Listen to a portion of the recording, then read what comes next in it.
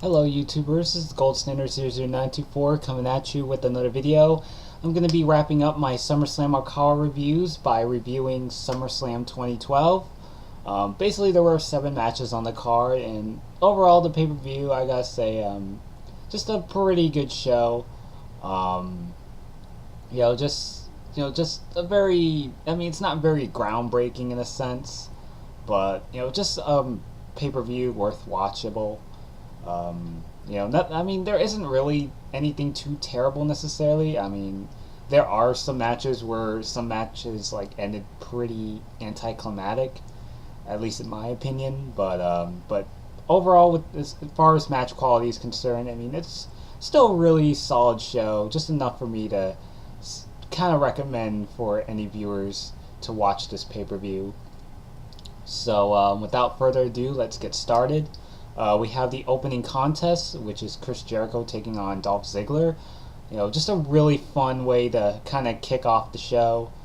Just some pretty good, just a little good, just some pretty good back and forth action there. Jericho coming out with his rib tape. He got attacked by Dolph Ziggler in a backstage segment on, I think it was like Raw or SmackDown, but I think it was Raw. Correct me if I'm wrong. But Jericho had turned face at this point. He came back from the suspension.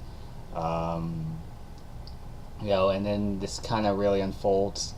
Like I said, this is a really fun match. Dolph Ziggler got some pretty. He was pretty much on the offense for the most part of the match, especially in the beginning part. He did a couple rest holds, and Jericho. Did just as good as well. Dolph Ziggler. I think he tried. To do like a on a. It was like after Jericho was on the turnbuckle, and Ziggler was gonna chase after him, but then tried to do like a clothesline or a stinger splash, but then Jericho moved out of the way, and Ziggler bounced pretty hard on the turnbuckle pad. Some really good match here. And it ended when Chris Jericho locked in the Lion Tamer on Dolph Ziggler to pick up the victory. This is actually, like I said, I don't really need to repeat myself because I already said it a bunch of times that, this was a really enjoyable match. Personally, I think Dolph Ziggler could have probably needed the wins a little more since Chris Jericho was leaving at the time. But, eventually they got the rematch. The next night on Raw, where it was like a Money in the Bank contract versus career, and if Jericho lost, then he had to leave WWE and stuff like that. So of course Dolph Ziggler ended up picking up the win in the rematch the next night. But personally, they should have probably done this thing at SummerSlam, just because it's just inappropriate. Well, not inappropriate, but just because it's appropriate. I guess I got my words mixed up. But it was still a really great match, and Jericho ended up winning with the Lion Tamer. So about 3.5 stars, and then we get to the next match on the card, which was Daniel Bryan versus Kane. I don't know. This match didn't really go that long, but this is kind of more like the start. Just the state. Just playing the seeds of the Team Hell No that we eventually get, the next month when they win the tag titles. But this was kind of like the starting point of Team Hell No. But Bryan and Kane, they were both heels at the time, I believe, and they were going back and forth. Daniel Bryan, working, just using the, just a series of kicks on the Kane, and Kane was getting much of the offense. This is a very solid match. There weren't really any notable spots necessarily. There was a moment where like Daniel Bryan tried to go. Well, he did go for the diving headbutt from the top rope, and then Kane countered into a choke slam, and then Daniel Bryan kicked out. And there was attempts where Daniel Bryan tried to go for the no lock, but Kane managed to fight it off. And then the match ended when Kane tried to go for a tombstone, and then Daniel Bryan countered into a small package roll up to get the victory. And then, so Daniel Bryan basically won the match. And then post match, Kane went backstage. He was just very irate, and he was just, losing his sanity. But, overall, I mean, this match, just a very solid match. Didn't go very long, even though you would think it would. But it is what it is. So about 2 1/4 stars. And then we get to the next match on the card, which is for the Intercontinental title. We have the champion, The Miz, taking on Rey Mysterio. This is actually, a really fun match. Just a lot of counters. Like there was one moment where like Rey Mysterio tried to go for a Hurricane Rana, and then like Miz countered it into a sit down power bomb. Rey Mysterio did like I think an exclamation point DDT on the concrete floor. And he also did a few aerial attacks on Miz. But just some really good, very good counters, and a couple near falls, just getting the crowd hooked in the match. But I mean, with the Miz, I mean, it's really. I probably discussed this in my previous W pay-per-view reviews that involved the Miz competing in the match, but it's kind of really sad just to see how much the Miz has fallen. I mean, in 2011, he was starting off as the WWE champion, and then once he lost the belt to Cena, his career just kind of really went downhill. He ended up winning the Intercontinental title just to kind of keep him occupied. He was, relegated to mid card, but he was still in there. But once he lost the IC title, he turned babyface, and he's really, ever since then he's been really stagnant. As far as his career in WWE goes, and now he's like hosting hosting SummerSlam for 2013 this year. But I mean, but this was actually a really good match. And Rey Mysterio, he came back from a knee injury. So I mean, it was kind of great to see him back. But he didn't win. So I mean, The Miz pretty much retains the belt when he nailed the skull crushing finale on Rey Mysterio. So I mean, like I said, just a really enjoyable match. About 3 stars. Nothing really too spectacular, but just still a very good match. I mean, there are probably better matches from Rey Mysterio.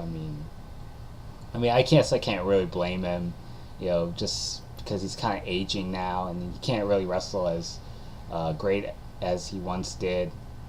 So, but it is what it is, So I mean, both guys did a good job. So 3 stars at that. And then we get to the 4th match in the card, which is for the World Heavyweight title. We have the champion Sheamus taking on Alberto Del Rio. Another good match, but just the whole fact that they just dragged this whole feud so long. I mean, it was just very, very annoying. You had Sheamus stealing Alberto Del Rio's car, and and the police not catching Sheamus. I mean, especially when you think in the WWE sense, you would think that in real life, how Sheamus, if someone were to steal someone were gonna jack in someone else's car, they would get caught by the police or something like that, or they would be under suspicion. And of course, they did like segment on SmackDown where like there was like a horde of security trying to arrest Sheamus, but he managed to fight them all off. And this is really how they kind of have their rematch from Money in the Bank, but and it kind of carries into SummerSlam. So I mean, this match, I mean, it was still pretty good for the most part, but then you get to like really the ending of the match, where Ricardo Rodriguez tried to toss his shoe to Alberto Del Rio, but then Sheamus intercepted, and then he clubs Del Rio with the shoe, and then Sheamus went for an Irish curse and tried to go for a cover, and even though Del Rio's foot was on the rope, the referee didn't catch that, and thus Sheamus won the match. I mean, I don't know, it was just really garbage, especially from the ending. But I mean, the match was still very solid. Um, there was like a moment where like Del Rio tried to go for. Looks like he was gonna try to mock Sheamus and try to go for a bro kick, but then like Sheamus attacked Del Rio and preventing him from doing it. Um, but and then there were kind of a couple of times where like Del Rio tried to attempt to go for a cross arm breaker, and while it succeeded, Sheamus managed to fight it off. And I already discussed the ending of the match, so I mean, it was just a really anticlimactic ending for a pretty good match at best. Not great, but Sheamus. I mean, even though he was a babyface, he just came off as a heel. Going into this pay per view, especially the build up and the way how the match ended. But they ended up getting a rematch at Night of Champions, and continuing just doing a blow off match there. But this was a really, I don't know, it was a good match, but the feud just really dragged on unnecessary limits. So about 3 and 1/4 stars. And then we get to a tag team title defense. We have Kofi Kingston and R-Truth going in as champions, and they take on the Primetime Players. Just a filler match, really. It was just kind of your basic TV style match that you would see on like the Raw or SmackDown. You get to see like Primetime players doing a couple double team offense here, and Kofi Kingston I think did like a body splash on the Titus O'Neil. Let's see. So I mean, there wasn't really much going on, really. I mean, it was only somewhere between 5 to 7 minute match. I mean, it wasn't that long necessarily, but nothing to really write home about. And the match ended when R-Truth nailed the reverse STO on Darren Young to retain the tag titles. So I mean, the match. I mean, personally, and probably I'm just being biased in a way, but maybe not. But I think Primetime Players should have won this match. I mean, they were trying to really building them up, building up. Especially when they had Abraham Washington as their manager. But the incident that happened that ended up having him get fired and released from his contract. And I'm not sure if that was the main reason why Primetime Players didn't win the tag belts. Maybe because WWE thought it would be bad publicity. But I don't know if that was the reason why they didn't win the belts. Because it looked like they were, for the first couple months they debuted, it's like they were trying to, try to groom them as as a potential threat in the tag division. And then, and SummerSlam comes, and when they finally get their title defense, it's like they didn't pull the trigger here. And it just kind of mind baffled me to this day, since they were like one of the few, if not the only, legit tag teams that had a chance of really rejuvenating the tag division. But instead, they kind of shoved them aside, and instead they get Rhodes Scholars and Team Hell No to kind of take over their roles. So I mean, especially having two makeshift tag teams that were just working short term but not long term, like Primetime Players and the Uso brothers. But I don't know. This match was just kind of just a intermission match. But I mean, Kingston and R-Truth weren't really doing much with the belts anyways. So I don't know. They should have just pulled the trigger and have Primetime Players win the belts, but that didn't happen. But overall, this match gets about 2 stars. And then we get to the triple threat match for the WWE title. We have the champion CM Punk taking on John Cena and the Big Show. CM Punk. He was sort of leaning towards a heel run around this time. He attacked Rock during the Raw 1000 episode. It was supposed to be John Cena and the Big Show in the main event, but it ended in a no contest. And then Rock came out. And then CM Punk came out to supposedly help The Rock, but then, he attacked him and then ended with the go to sleep. So it was kind of uncertainty whether CM Punk was like a heel or not. I mean, he was still sort of leaning towards a tweener. But, I mean, especially if you judge from the crowd, especially everyone was like cheering for Punk regardless. I mean, then again, any match that John Cena's in, he's obviously going to get booed, and some other guy's going to get cheered, even if they're being portrayed as the bad guy. No surprise there, but and the Big Show was kind of thrown in there since he was already feuding with Cena throughout the summer. He turned on Cena and aligned with John Laurinaitis. And then when Laurinaitis left, AJ Lee took over as general manager of Raw. So I mean, this is kind of really trying to tie in loose ends for Cena and Big Show, but kind of bringing CM Punk in the mix as well. So, but the match was still pretty good. But it was really more like a de facto handicap match. Sort of like WF Breakdown 1998 when like Steve Austin, Undertaker, and Kane. It looked like it was supposed to be a triple threat match, but instead it was just Undertaker and Kane taking on Steve Austin, despite the fact it was a triple threat. But it's kind of similar to that, with the Big Show being like the giant powerhouse that he is. No pun intended. But, Punk and Cena trying to attack the Big Show, but, Big Show being the monster that he is and just pretty much dominating the match. There was a moment where Cena and Punk both had submissions on the Big Show. CM Punk locked in the Anaconda Vice while John Cena locked into STF simultaneously, and then Big Show tapped. So they weren't really sure like who was the true victor of the match. And then AJ Lee came out and just told the ref to kind of restart the match, in which he does. And then Big Show nailed a double choke slam on both Punk and Cena. Show went over the cover to Cena, but then Cena kicks out. The match ended when Big Show tried to go for his knockout punch, and then like Cena countered into the attitude adjustment. And before John Cena was going to pin Big Show, CM Punk tossed Cena to ringside, and Punk pinned the Big Show to basically retain the WWE title. Just a very good match. Pretty much enjoyed it.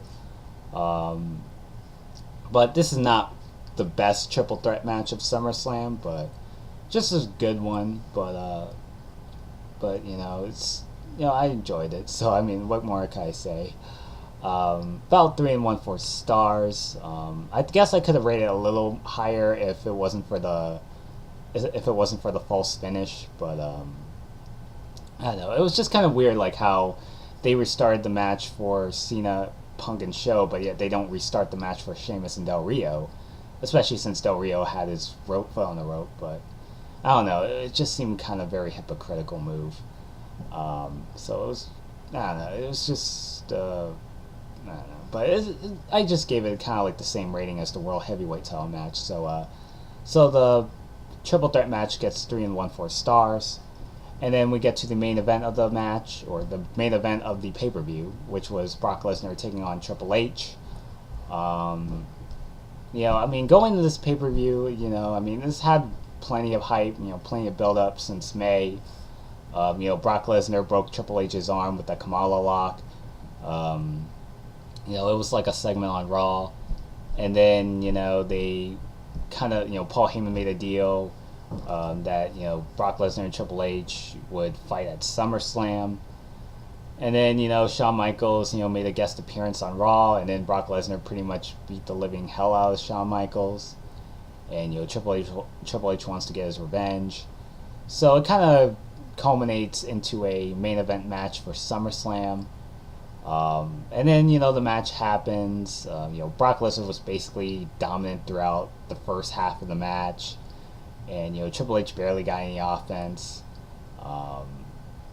They were kind of. I mean, it's kind of a mixed bag for a lot of fans, and I guess I can understand why.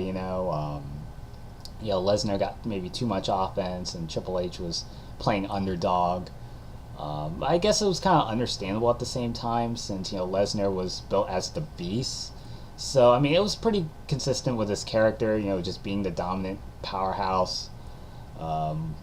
So I mean, it was understandable there, and and it kind of picks up like midway, like towards the end of the match, when Triple H tries to make a comeback, and Triple H tried to go for like a pedigree, but then Brock Lesnar countered into an F5. Lesnar goes for the cover. Triple H kicks out. Just some back and forth here and there. And then, Triple H went for another pedigree, which, unlike last time, this pedigree actually connects. And, Brock Lesnar looked like he was lying out cold. And just before Triple H was going to pin him, Brock Lesnar pulled a Warrior. And, he pulled the Ultimate Warrior. And then Brock Lesnar locks in the Kamala lock. Took a while for Triple H before he started to tap out. So basically Brock Lesnar won the match. Overall this match, it was it was slightly disappointing, but I guess a lot of people were expecting it to be like an all-out brawl, like no disqualifications or anything like that. Eventually we would get the no DQ match when Lesnar and Triple H reprised their feud at WrestleMania 29. And then, they did a blow-off match in the cage at Extreme Rules this year, which, Brock Lesnar ended up winning that match, as well as the feud altogether. And, their first encounter at SummerSlam, it was kind of disappointing, especially since it had more build-up than the WWE title match, as well as the world title match itself. I guess it did its job, the right guy won. So I guess there isn't really too much to complain about, as many people would. But, I don't know. It was just sort of uneventful in a way. Triple H, just after the match, he panders at the crowd and he leaves the ring. And it kind of leaves the announcers and as well as the crowd to kind of wonder if Triple H was going to retire, but he didn't really. But at the time of the pay-per-view, and that's really how the SummerSlam show ends. So Lesnar and Triple H is about 2.25 stars. They've had better matches after this, so I guess it kind of makes up for the lackluster that was SummerSlam. But SummerSlam 2012 overall, just a very fun match. The only downsides to the matches were the tag title match and the main event. And I guess you could debate maybe the Daniel Bryan versus Kane, but there weren't really any botches or any screwy finishes or anything like that. Sheamus Del Rio was sort of pretty good up until the ending, but overall, this pay-per-view gets an 8.25 out of 10. This is pretty much it for my SummerSlam Arcava reviews. I'm not sure if I'll do one again next year, when the next SummerSlam rolls around, but we'll see in time. But just comment down below, what do you like, what did you not like about the pay-per-view. So till next time, this is the Gold Standard 00924 signing out.